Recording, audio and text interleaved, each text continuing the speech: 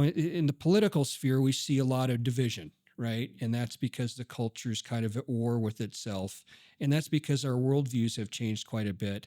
And so if I want to change somebody's political view, I have to work I believe I work all the way back up to relationship and say, let's have a relationship with one another.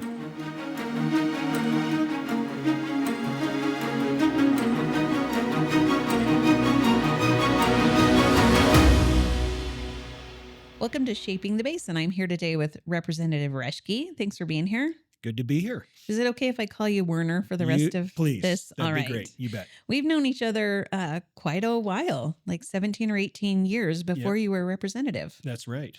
Right. Tell me what you did before you were a representative. Before I was representative, I had a small business, did web design and email marketing. And so you'd probably call that cloud development services now. If the business were still going, that's what I would have morphed into. But that it was mostly in the technology space.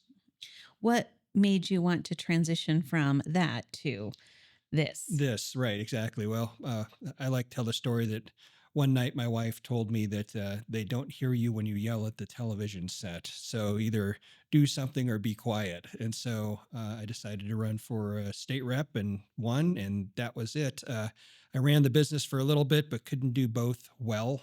And so I sold the business and have continued on in public service. And what year were you elected? 2016. Man, it's been It's a been little a while. Yeah. I know, given that I'm only 25. I mean, it seems like a long time ago. I know. Crazy. Me too. 25. What was it like running, like campaigning that first time? Yeah, that was a unusual experience because there's nothing in life that prepares you for a campaign. It's very different. None of my business experience. I mean, I had marketing experience and had online marketing experience, but as far as setting up a booth and going to a trade show and shaking lots of hands, I'd done sales and so forth, but it usually been on an individual basis, not in a kind of wide market area. And so that was different. It was nerve-wracking because you just don't know. We're such a small area that we don't do a lot of polling here. So it's not like you could do something and then find out later, oh, that's working or that's not working. So you just had to go with kind of gut instinct. And I always found it just be authentic. So just be who you are. And if the voters like that, then they'll vote for you. If they don't like that, then they'll vote for somebody else. Mm-hmm.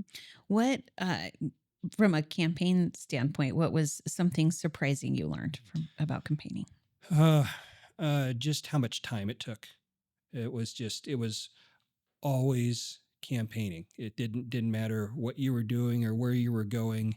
Somebody had a question about this, that, or the other thing. And so I just learned ABC, always be campaigning, always be ready to campaign.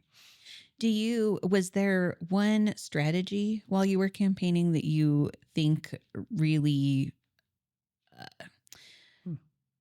made a difference? Yeah, I think just being authentic. I think just being who I am. I'm a fiscal conservative. I'm a Christian. And I was thinking about this on the drive in this morning, that you can talk about what you think about different issues, but then you have to go through every issue with a voter. And what I wanted to convey is how I think. So if you understand how I think and what the principles are that I think and base my votes on, or would base my votes on at that time, I figured that the voter would have a better idea who they were electing, as opposed to, oh, he never covered that issue, we don't know what he thinks. But if we know how he thinks, then you can kind of get yourself to, oh, I understand why he would be for this or against that. So how do you think? How do I think? I think a lot. This is a thinking job. I think my foundation is a Christian worldview, and I think we all bring different worldviews to this game. And so, worldview. Andrew Breitbart used to say that politics is downstream from culture, and I say, then what's culture downstream from? And culture is downstream from worldview. And what's worldstream downview from? That's downriver or downstream from relationships. So if you think about how one thinks and what their base principles are and what their base values are, usually there's a person in their life or people in their life that have helped them shape the way they view the world. And then that you put enough people together, you get a culture. You put enough culture together, you get the politics. Interesting. Yeah. That's I like the analogy and backing it back up in Yeah. that way. So you know, in the political sphere, we see a lot of division, right? And that's because the culture is kind of at war with itself, and that's because our worldviews have changed quite a bit. And so, if I want to change somebody's political view, I have to work I believe I work all the way back up to relationship and say, let's have a relationship with one another. Dennis Prager would say something like he'd rather understand you than agree with you, and I agree with that statement. I'd rather understand you and disagree with you than fight over you have to agree with me or else we don't have a relationship. And so that's served me well because I have progressive people, I have liberal people, I have agnostic people, I have Muslim people, I have all sorts of people in the district that I represent. And so we may not agree, but I do want to understand you. hmm How do you build those relationships with those people? Slowly, one at a time, right? And so there's 70 plus thousand people that the state representative right now represents, and I can't shake hands with every one of them. So I try to communicate, and when people respond back, or if they email me or call my office, uh, that's how those relationships start that might not be there. Also, doing things like this so people can get a better understanding of who I am. Yeah. How many emails do you get in a day? Like during session? During session, it's hundreds. Yeah. And a lot of them are form emails. A lot of them are uh, j- personal emails, but we get a lot. And so it's and a lot of newsletters. So it's filtering through all those things. And when I'm in session, I'm part of 3 committees, and I say I work committee outward. So I'll look at each committee and what those bills are and the issues in those bills. And if somebody emails me about a bill in the Senate, I'll I'll respond back in kind, or my staff will respond back in kind. But I'm really not concerned about that until that gets to the House chamber and or in a committee that I'm in, that I really buckle down, because we have about, I think there were about 3,500 bills introduced this last session, and we passed 700 and some odd bills, and then a couple hundred budgets. So it's about 1,000 total that we vote on the floor, 3,500 that are in play, and to read every bill and to respond to every issue in a timely manner, just there just isn't the ability to do that. It's hmm not like Congress, which they pass like 12 omnibus bills in 2 years. You know, we're dealing with this in 6 months. 3,500 bills Yeah. in 6 Yeah. months. How many of them do you read? That well, I'll read the ones that are going to go to the floor for sure, and the ones that come to committee, I'll read those as well. There's it's fascinating. This last session, AI has really caught on, and so you can use ChatGPT or Grok or whatever your flavor is to actually summarize bills quite a bit. And what I found is that's helpful, but you need to read the bill as well, because I mean, it give you a flavor what the bill is about, and you can ask for opposing and uh, arguments in favor, and they'll spit out those things. But again, this is artificial intelligence, and these are real bills with real intelligence behind them. So you need to focus in on reading the bill and understanding it. So I don't read every bill, but that's because not every bill comes before me for a vote. Certainly. I was going to actually ask you about AI. That's something, obviously, it's on a lot of people's Yeah. mind. And I was curious if you'd ever used them to get like a summary from Oh, the yes. bills. Are there any other ways you use AI? Um, yeah, I'll use it just to understand topics that I don't understand, or use it for news sources. So used to be you go to Google News and Google would curate those things. You can use now AI to get a better slice of that if you want, or narrow in or follow up with questions. And what I found with search is you search and then you have to filter through which website, and then you go to the website, and then you have to look at what it is. And what AI does pretty well most of the time is goes to a zillion websites and compiles that for you. So Hmm. I like to call it my research assistant. Okay. Yeah. I think I've been talking to actually Jared, who produces this. Hmm. We talk about AI quite a bit Yeah. and ways to use it. And Yeah. then I have a couple of other colleagues that we talk pretty often Yeah. about it. And that idea of assistant, what can Yes. it help you do a little bit better? Right, and it's fascinating where it will go and how it proceeds, and people are a little worried that it's going to displace workers. And whenever we've had a technology jump like this, that's always the fear. I mean, I'm sure when we went from horse and buggy to automobile, right? People thought, oh, well, now I can carry 4, 5, 6, 10 people in an automobile. I don't need 7 horses. What about the people that raise the horses? What are they going to do? And they found ways to make a living. So, I mean, and we're probably better off with automobile. Well, my wife would not say this, but we're better off with automobiles than horses for transportation, but not for riding. Yes. Do you have, I'm going to move off of AI in just a Sure. minute, but do you have a favorite AI? Like, I pretty much stick with Chat GPT mhm. and Grok, and I just go back and forth with them. I don't have really a flavor. I'm kind of watching out there to see if there's others. I've heard there's one specific for political life, and so I'll be looking at that as well. But it's a way to say, tell me uh, not just what this bill is about, but find all the bills in the 3500 that deal with this topic. And while there is a search engine in the Oregon legislative system, it's not very robust. And so you can try it and get way too many bills, but you could maybe do it with AI and say, give me the list of bills and then prioritize them. Mhm. Oh, that's a Yeah. neat way to Yeah. look at it. Yeah. Here, my last AI question for right now. Have you ever like went to Grok and went to chat and asked it the same thing to see how they compare? I have not. I had a friend though say he was asking a question and getting an answer that wasn't aligned with his worldview.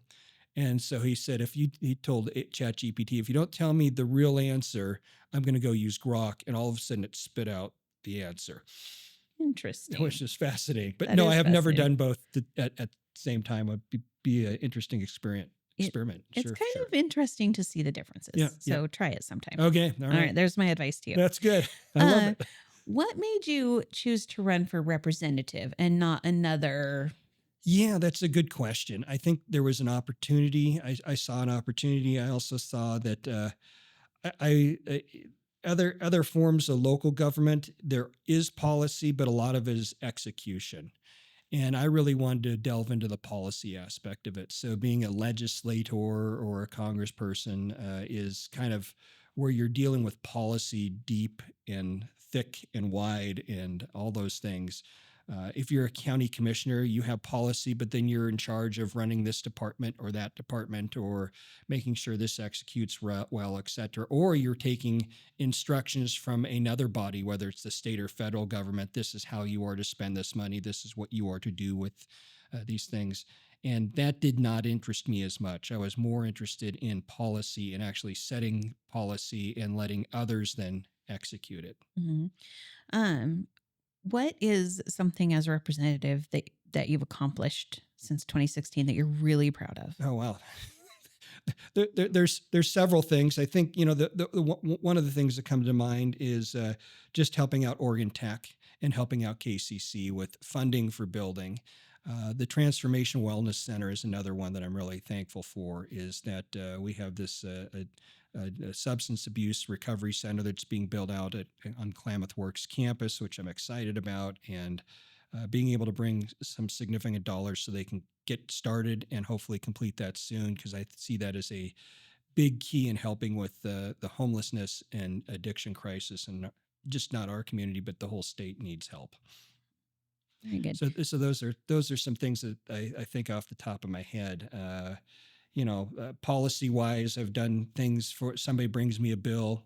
Uh, our Joe Spendolini, right? Right. He had a bill that was in Merrill, and it had to do with how old cable lines were transferred to the city and then could be sold to a business for carrying internet. And there was something in the law that was in the way of that, and so we changed that law in 2019, so that a business could buy that and provide good internet service to Merrill. Uh, Another thing was or at Sky Lakes, there's a rural medical tax credit for doctors, and Sky Lakes was X'd out of that. It's a rural hospital, but because the way it was defined federally, the state law didn't work with that. So in 2019, I did something on that as well to make sure that they could give that tax credit to doctors who want to practice here in Klamath Falls. Yeah. That's actually one of my favorite stories Mhm. because that, I think you you sent me know, the initial thing well, on you know that. what's interesting? So this is an interesting Yeah. thought to me. I think a lot of times I talk to people that feel like they may not know enough to get Oh, involved, yeah. or they may not feel like their voice matters and those kind of things. But that all came about. I was in a meeting and Yeah. someone said, "Why don't we get this tax credit?" And I'm like, Right. "I don't know." I don't know. And I Right. reached out to you and I was like, "Why don't we?" Right. And then that came about. And And I that was said, a I don't simple know. I don't conversation. know. Yeah. Let's go find out. Yeah. And it was just a really simple conversation. Nobody was trying to change anything. We were Right. just asking questions. Asking questions, and there was a way that Sky Lakes had been defined in federal law, and so we didn't change the federal law, but we changed the state law to allow Sky Lakes to give out that or for people to get that tax credit if they work for Sky Lakes. And it's a lot of the things I do, it's not my idea. It's somebody else's idea. Just like that, they ask a question why, and I say, well, I don't know. Let's go find out, and we find out, and then we see if we can change it to make it better. Yeah, I've never thought about it until this moment, but I think it makes me wonder how important curiosity is to Yes. what you do. It is. It's a big thing. I try to walk into a room and say I'm not the smartest person in the room. I'm going to do a lot of listening. Now, that would be boring for a podcast, I think, or a video cast, or what do you call it? VCast? I don't know what they call it, but Yeah, if you just tried to listen, this would be a whole different this would be experience. a very boring experience, probably. So, or if I gave one-word answers, right? Yeah, please don't do that. Gosh.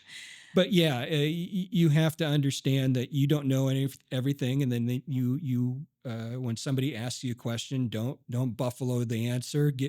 Say I don't know. Let's go find out together. And so that's kind of what I do a lot of the times when I don't know the answer, and it does pique my curiosity. And when I see, like in the case of Sky Lakes, us being disadvantaged because of some law that had this odd effect, let's go fix that. You mentioned when I asked you the things that you are really proud of and that you feel like you were successful at. You mentioned Oregon Tech and KCC and Transformations Wellness. Yeah. Those are very Klamath specific. Yeah. So I'm curious, when you're working with all those other legislators that you have to get buy-in from, how do you get them to care about the things that are happening here in Klamath? Yeah, good question. So one of the things that we've started doing, and doing this with Representative McIntyre and Senator Linthicum, is to bring legislators to Klamath so they can learn about it. So we have a Klamath showcase, and this year was our second year doing that. And it's pretty low key. We don't invite media. We don't invite lobbyists. We just invite the legislators and or their staff to come, and we show off Klamath Falls. We show off Klamath County. And I think it's been pretty successful. It gets to developing relationships. It also gets to exposure. So I can walk into a legislator's office and tell them about the problems we're having. But if I can show them the problem that's happening, or show them the reason why I'm advocating for something for this area, then that's a whole different level of understanding. And then you can have a conversation. Mm-hmm. So one of the things I've been advocating for is commercial air service in Klamath Falls, the airport. Didn't get the funding this time, but I did show a lot of legislators the air facility with the air show. And so my next step is then to go back in 26 and start working on how do I show them that, you all drove down here, now how long it is to drive down here. You ran into, I think the speaker actually on her way back ran into a accident and a traffic problem, which slowed her down from here to Eugene a couple of hours. And I said, this is what everybody in this community deals with just to get to an airport, just to fly. So this is why it's important for us to have it. It's easy to get lost. Don't know which path to take, what to post. In the social media jungle, video is king. Your kids are obsessed. Your customers are addicted. We're all hooked. and social media sites prioritize videos. So when you're ready to stand out from the crowd, reach out to 40 Deuce Films. Feeling over everything. Speaking of air service, Yeah. what do you think it's going to take to get air service back to Klamath? A lot.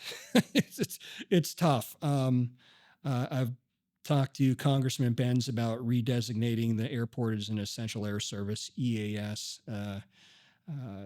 That's got some headwinds that are hard to get done in DC right now. So that's probably not going to happen. My goal was to bring money to the city and to put a condition on the city that the city then would negotiate in good faith with an airline to provide some sort of subsidy or some sort of what they call revenue guarantee. So if an airline says, we'll come to Klamath Falls, but we have to make $500,000 a year or $750,000 a year, if the city can guarantee that because they have a pot of money, and then the city works with the chamber, works with KCETA, works with all sorts of organizations to drum up business, so that if maybe the cap is, or the revenue guarantee is $500,000 a year, and you generate $400,000 in business, then out of the city money that they got from the state, they'd pay the airline $100,000 at the end of the year to make them whole.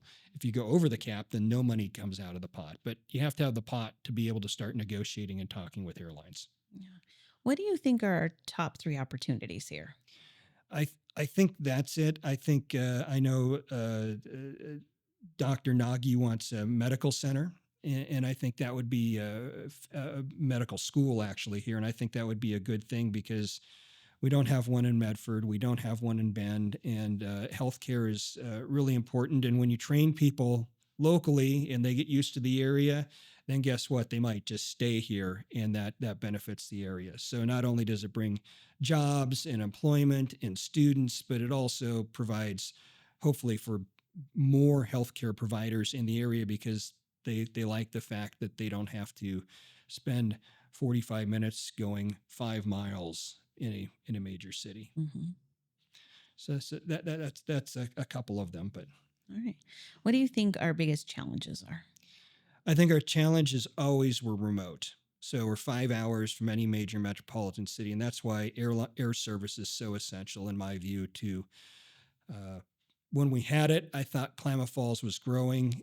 When we lost it, I thought we lost momentum, and it's just been hard to grow. And I think when you look at budgeting problems at the county level, at the city level, just locally, local governments having trouble because of inflation eating into their budgets, and then a community that doesn't want to raise taxes to meet that, which I agree with. I think the way you work your way out of that is you grow your way out. Mm-hmm. And so a lot of people don't want to grow. They're anti-growth. They like how small Klamath Falls is, but I don't think you have to grow tremendously. I think you just have to grow smart in order to generate that revenue for local governments and to benefit people in the basin.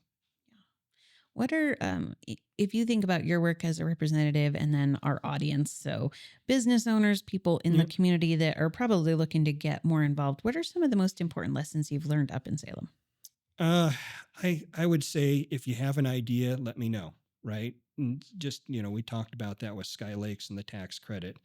And a lot of times I'll just have to say that's been tried. There's no appetite for that.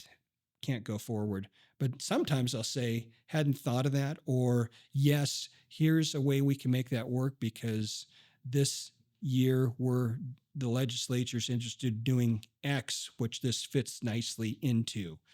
And so transformation wellness funding was like one of those because mental health was the big deal in 23 and 24.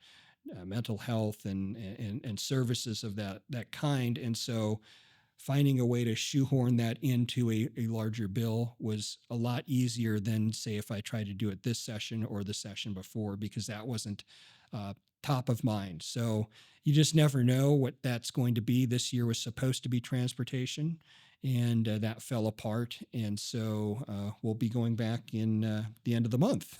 Yeah, I just saw that. Our punishment for that, I guess.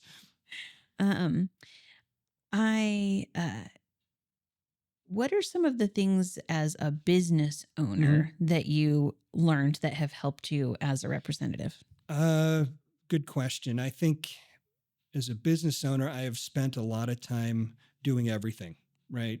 So from payroll to taxes to accounting, all the stuff that I didn't like to do, to marketing, to sales, to actually developing the product and getting it out the door.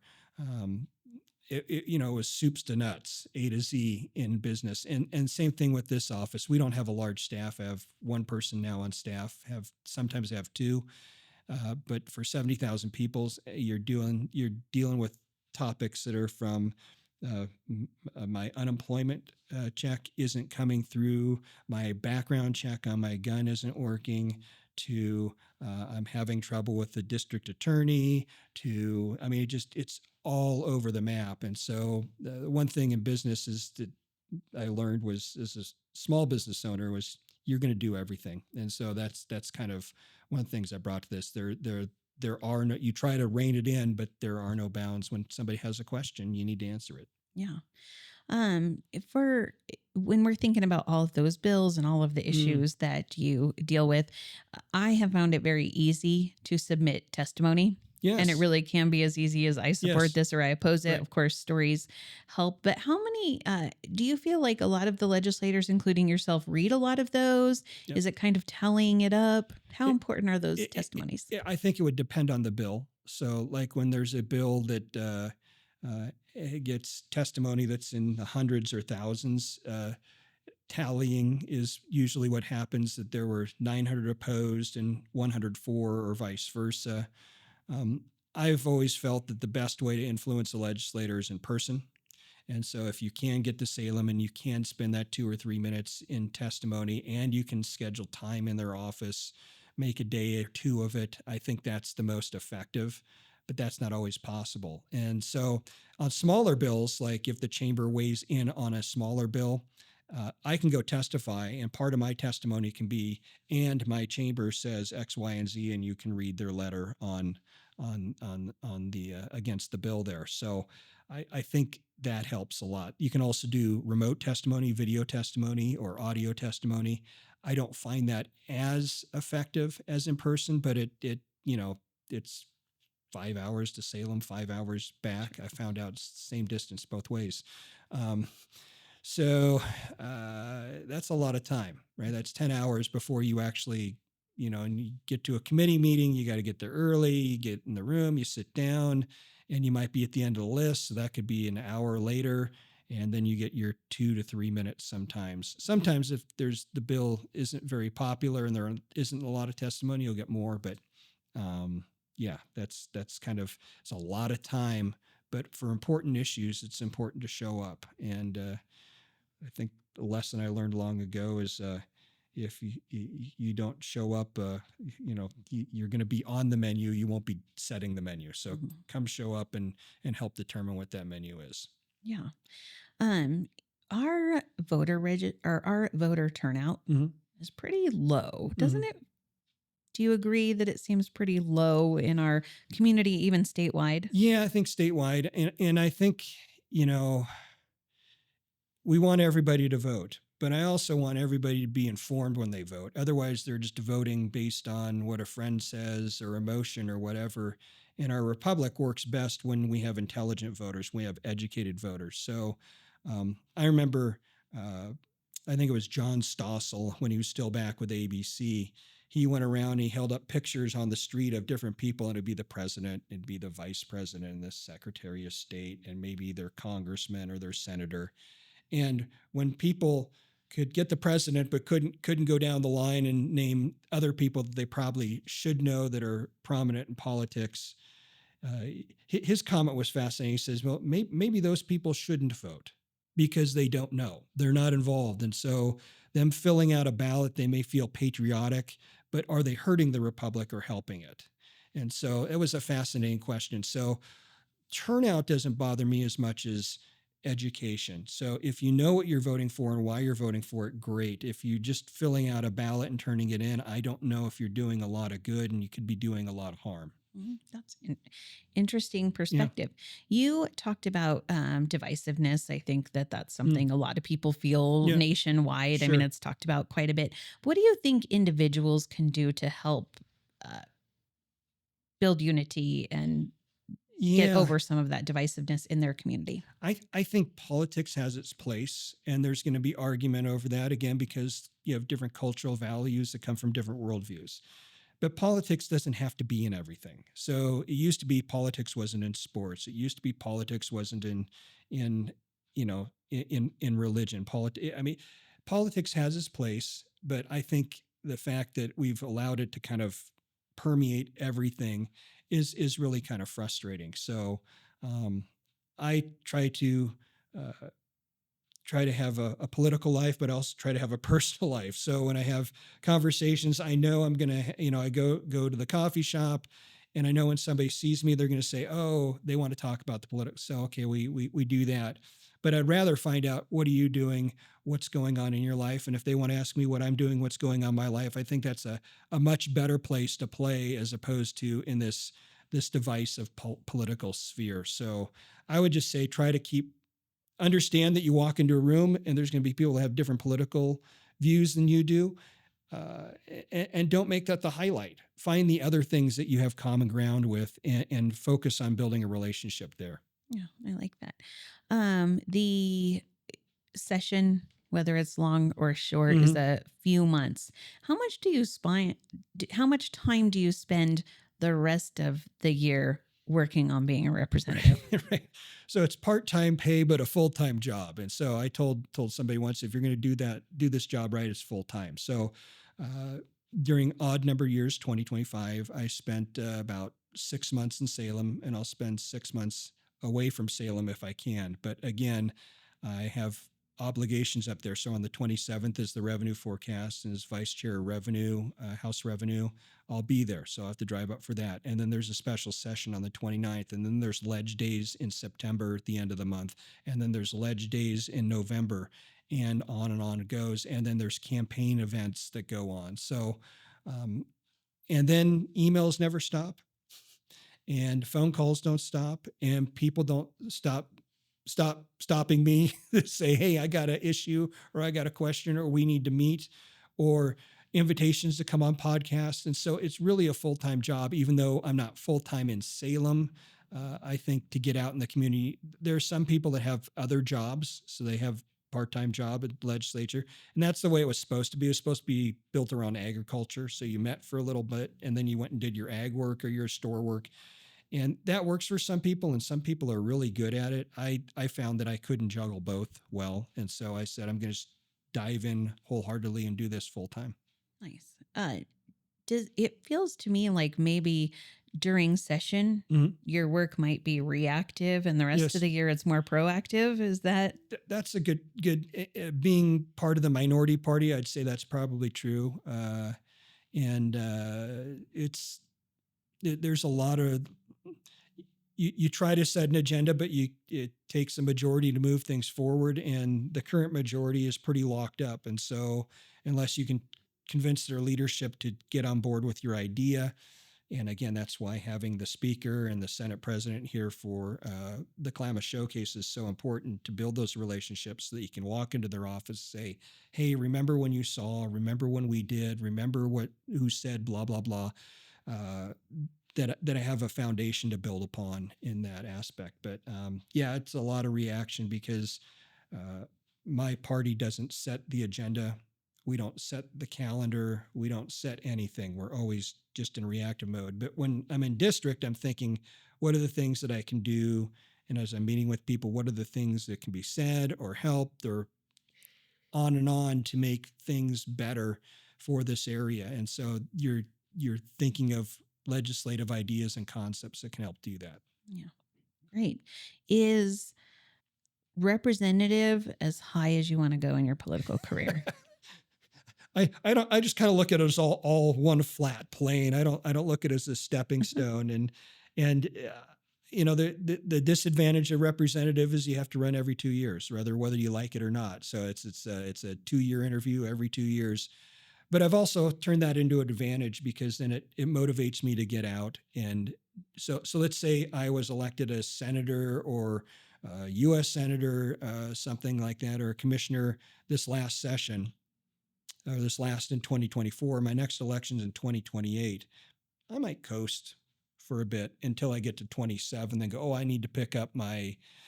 I don't get any coasting. It's if you miss the opportunity now, you miss the opportunity now, and you're going to miss it for the election. So, uh, I I look at the opportunities and where my skill set fits best. People have said I should run for the Senate. People have said I should run for Congress. People say I should run for governor, and I just kind of just push all those off because I have enough doing representative, and I think I'm pretty good at it, actually. So it's taken me 9 years to get here. And I just don't want to kind of throw that all away. I want to take advantage of the relationships I've built and understanding the system, understanding the community and the needs, and to keep pushing forward because I think I can do a lot of good where I'm at. Well, thank you for what you do. Yeah. And thanks for running. We are nearing the end of our time. So just 3 questions I ask pretty Okay. much everybody. Okay. But if I gave you $250,000 to do something by the end of the day in our community, what would you do with it? Wow, what would I do with it? I would probably so I would my first inclination is I'd give it to the sheriff's department, the county sheriff's department, because I know they're hurting for funds. So that's my first thought off the top of my head. What I probably would do is I'd get on the phone. I'd talk to county commissioners, talk to city council. I'd talk to folks, leaders in the community, and say, I have $250,000. I have to spend it by the end of the day. What's the best way to do that? Mhm. And get a bunch of opinions and then make a decision there. So Great. Can you tell me about one of your role models? one of my role models. Oh, I'm just going to say my dad, and that's a safe answer. But Roland is 93 years old and still kicking and doing well. He is one of those people that I had a relationship with that built my worldview, that helped me build my values, that built who I am today. And so, mom and dad, I guess, together in that combination. But he was never necessarily really successful in business. He was in real estate in the 70s and 80s when it was up and really down. And so some Christmases were great. Some Christmases were really, really kind of skinny. And so I get the plight of that whole industry, especially when interest rates are high and houses are high and people can't sell. So it's a tough business. So I got to see him struggle. And so I think, in the long run for me, that was good. Maybe not for him Mhm. and mom and the family, but you get to see just not this perfect world. You get to see the real world struggles. And then how do you deal with that? Do you use escapism, whether it's drugs or alcohol, to avoid the issues, or do you try to tackle them head on? Do you belong to a broader community such as a church? And so all those things, I would say, were a good role model growing up. Great. If you were going to plan your perfect Klamath Basin day, what would you do? Oh, my perfect Klamath Basin day. I think it'd be one of two things. I think it would be just staying at home because I enjoy where I live. I enjoy. It would probably be going to a coffee shop and reading a book and maybe working out, and but mostly staying around here.